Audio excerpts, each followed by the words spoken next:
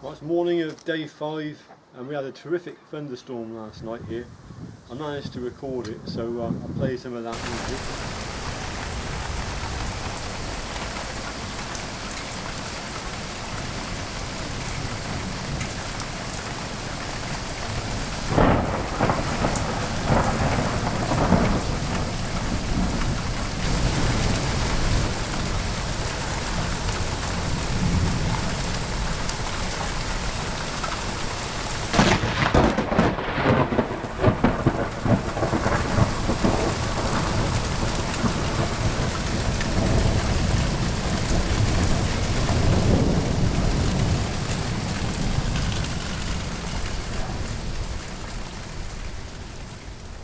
So that was just wonderful to get a natural storm like that. That was probably one of the most severe that we've had in this area for many years. You can see in the background I've got my windows. I was fortunate to find these two matching units at my local reclamation yard. I was only going to fit one window, but on second thoughts I think I'm going to fit two. Right everybody, I've just been interrupted. Hang on a sec, I've got to go to the camera angle. Come on, Sandy, get it right. There we are, we're there. I've just been interrupted. I was just fitting these windows and the phone rang and my wife said it was Rob on the phone. So I thought, that'd be my brother Robert. So I went and picked up the phone and lo and behold this voice came through the speaker.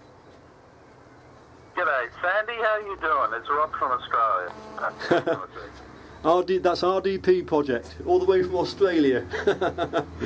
Well, no doubt they'll all be watching. Rob, do you want Funky Pepper be watching? Scott will be watching? To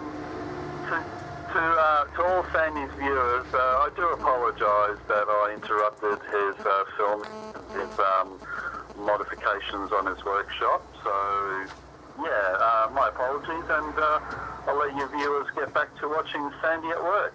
That's great, Rob. Thanks very much, Rob.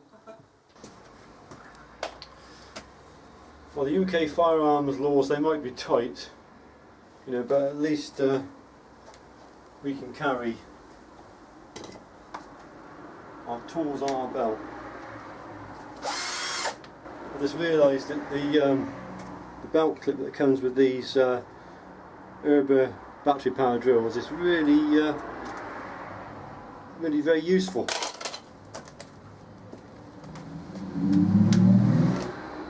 I like that.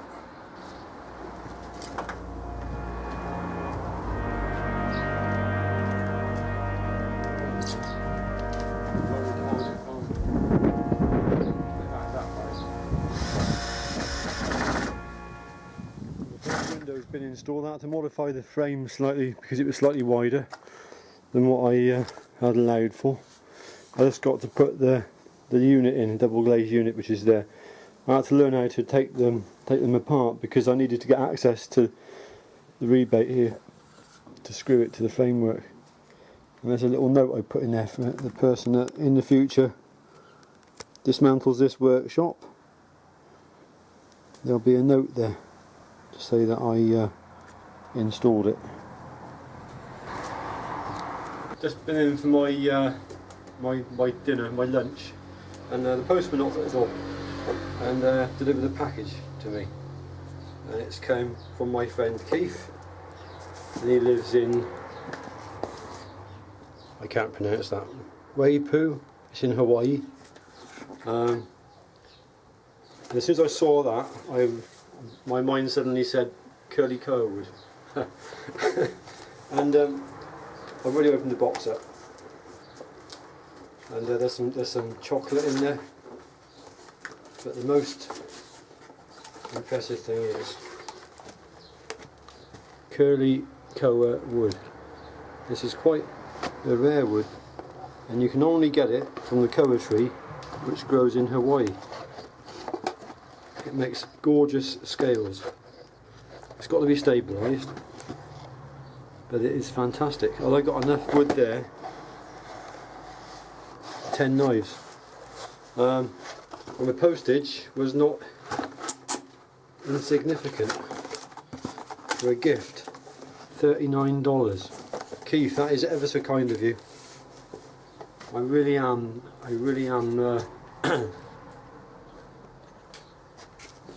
almost lost for words, because it's exotic woods are very hard for me to get, well, for any knife maker in the UK. To find exotic woods like koa wood or desert iron wood, it's very, very difficult, and especially the good stuff. You know, you can get desert iron wood, but the grade isn't very good. But if you want a real expedition grade piece, you've got to pay a lot of money for it, if you can find any. And the same for the koa. Don't quite know what to say. I think I'm going to have to do something for you, because this is not an insignificant parcel, and I'll talk to you via email, I think, Keith, to see what I can do which may benefit you, because I'm not able to accept something like that without a little bit of payback, as they say. So you'll be hearing from me very soon. Thank you very much.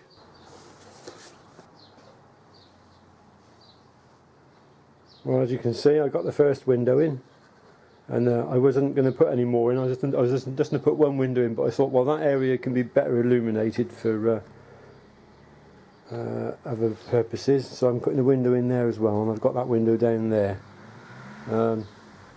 When I've grinded my knives, I've found that strong bright sunlight coming in is not good, because it casts very harsh shadows, and that's why this area here is windowless. So it's windowless, but that doesn't mean to say it's not going to be illuminated well. It's going to be properly illuminated with an artificial, with a roof light, as I mentioned in my previous video, but also I'll be having spotlights to illuminate the certain work areas, specifically to eliminate harsh shadows. Anyway, my next job now is to install that window in this area here somehow.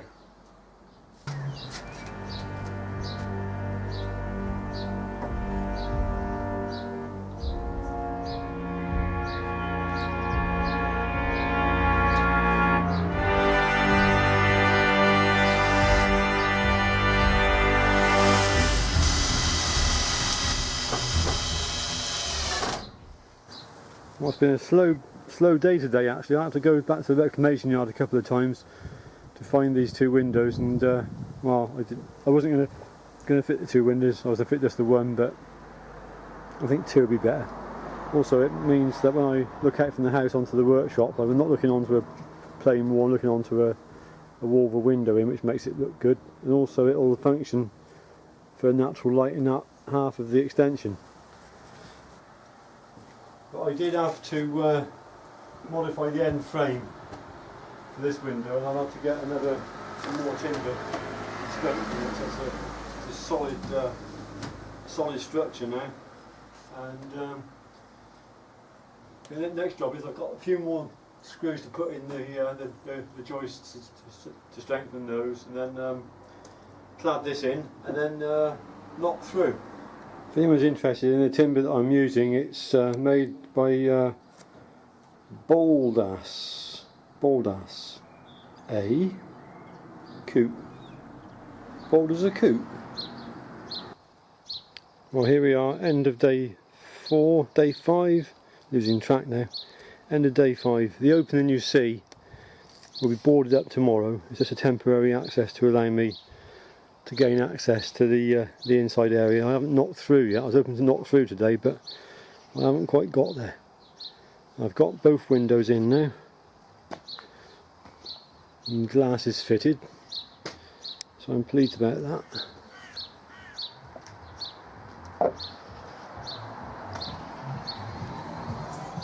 But you can see there's no roof.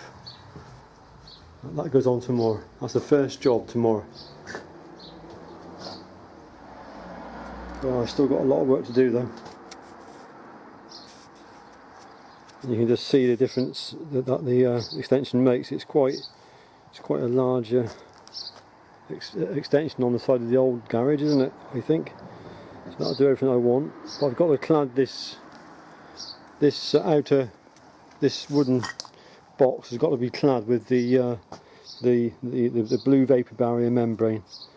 and then I'll put wood boarding on top of that, and that should seal it. So if all goes to plan tomorrow, the roof will be on, and then this will be knocked through. But you know, that's the outer shell sort of approaching its sort of finished state, but I've still got insulation to add, secondary boarding on the inside, electrics, dust extraction, air conditioning, building the benches, so there's still a lot more to do, but I think I'll bring it in on time. I think, you know, my original estimate was a week to 10 days. I think I might just do it in 10 days. So I'll be happy if I do. 2 weeks at the maximum, I think, which isn't bad going really. So anyway, with that, many thanks for watching. Hope you'll join me in day 6 where I knock this through. Bye for now.